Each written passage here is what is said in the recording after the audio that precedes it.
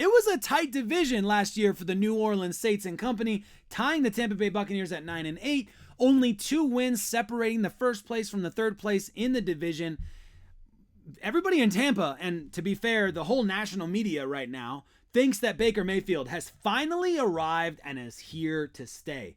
Despite a tough division, despite news like that about Baker Mayfield, I've got great news for Black and Gold Nation heading into training camp this season. Sports fans, huddle up. In today's video, I'm going to tell you 3 pieces of hope for the New Orleans Saints and how the NFC South is starting to look a lot better ahead of 2024. If you're new here, I'm Nate. We are talking the biggest news in sports every single day on this channel. Get subbed up on this channel to make sure you don't miss out on any of the action. The good news is this: Pro Football Network picked the most likely regression candidates, and each of them spells good news for Who Dat Nation.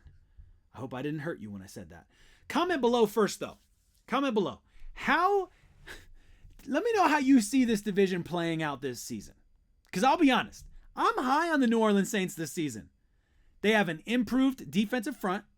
You're getting some of the best out of Derek Carr, managing to keep him in single digits in throwing picks. That's good. You're keeping him healthy. That's better. Something that the Raiders can't say. And if you do that again, I think the Saints are top 5 or top of this group, followed by then Tampa Bay, Atlanta, and Carolina. That's what I have so far. But let me know what you think. How is this division going to shake up? Do you think Tampa Bay is as big of a powerhouse as they and the national media thinks that they are? I'm not so sure about all that. This is going to be one of the most interesting divisions to watch this season, though, guys, because Tampa Bay will think that they've improved this season. They'll think that they're going to be better than 9-8. The Saints believe that they're better than 9-8, improved defensive front. Lot to look forward to for sure. Atlanta is as much as of a wild guess as their offseason moves are. And then the Panthers, surely they can't be any worse than last year. How do you do worse than 2 wins? I mean, I understand you could technically do 1 win or no wins, but how do you do worse than 2 wins? They have their coaching overhaul. There's no chance they're going in there like, yeah, we're going to throw it for another season and keep getting players in the draft. Like, that doesn't happen. That's not happening here. So, Carolina, guys, they were outscored over the regular season by 180 points. They were minus 180. To give a comparison, the Chicago Bears finished last in their division, and they were minus 19 in net points. Carolina Panthers were minus 180 in net points. That is like the worst thing I could hear. And I guess they technically weren't the worst last season, but I digress. Saints, let's talk about them first. There was an article that came out from Pro Football Network saying the most likely to regress in 2024. Here's what you got coming toward you. I'm going to do these in order of how I think it's getting better news each time for you Saints fans out there. Here you go. Starting with Carl Granderson. Now, firstly, I want to say, well, let's talk about why they said it. Actually, let's start there, okay? New Orleans added Chase Young in free agency. Peyton Turner should finally be healthy, leading to a potentially diminished role for Granderson in the upcoming cycle. So, look, if you feel like, oh, our regression is coming because we picked up Chase Young and our other guy's healthy, is that actually bad news for the New Orleans Saints? I don't think so. I think it's good news for the Saints. Chase Young spent some time over at San Francisco. I'm a 49ers fan, so I got to watch it. Not impressive. Not impressive. So he's going to the Saints, and he knows he has to prove something this season. He's going to be coming. He's be gunning. He's be ready to go. He's be raring for you guys.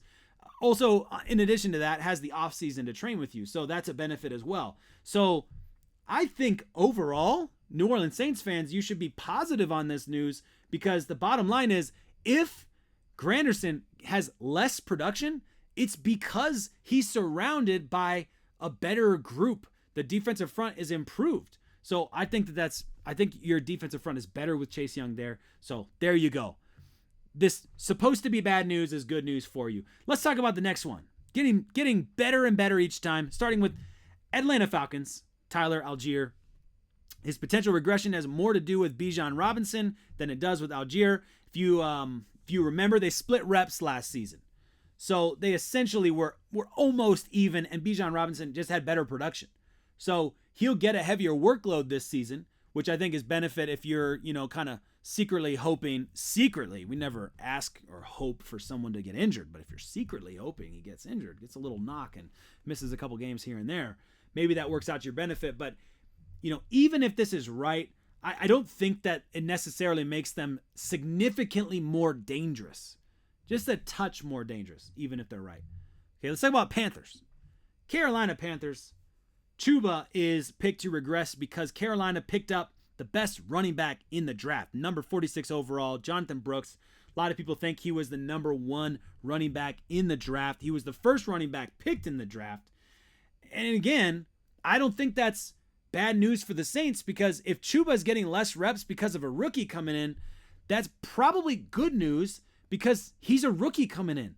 And guys, just like transition to the NFL is not a guarantee. Nobody's guaranteed when they transition to the NFL. So if you were told, hey, this year, one of your best players is going to get less reps this season, or one of the best players on your opposing team, is going to get less reps this season, and instead they're going to be giving those reps to a rookie. Sure, I'd take that. Absolutely, I'd take that for sure.